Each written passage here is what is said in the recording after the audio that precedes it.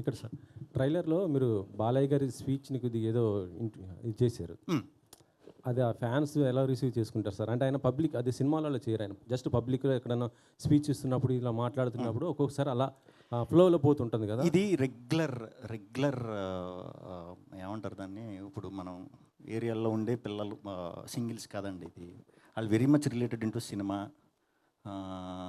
Cricket ఇవన్నీ రెగ్యులర్గా చూస్తారు కదా. చూసేవాళ్ళు అందరూ కూడా సరదాగా ఫ్రెండ్స్ కూర్చున్నప్పుడు హీరోల్లాగా మారుతారు. మీకు తెలిసే ఉంటుంది. ఒక 2 వేసిన తర్వాత హీరోల డైలాగులు చెప్పటాలు, డ్యాన్సులు చేయటాలు వెరీ వెరీ కామన్ అది.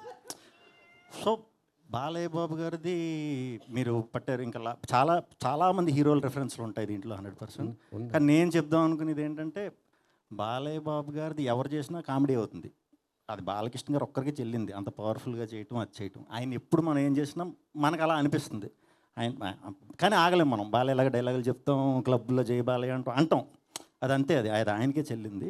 సో అలా అందరు హీరోలు, బాలయ్య బాబు గారు కాదండి, చాలామంది హీరోలు రెఫరెన్స్లు ఈ సినిమాలో ఉంటాయి. కానీ అంటే ఆయన స్పీచ్‌ని మీరు అలా చేయటం ఫ్యాన్స్ రిసీవింగ్ అది ఎక్కడ ట్రోల్స్ వచ్చే అవకాశం ఉంటుంది.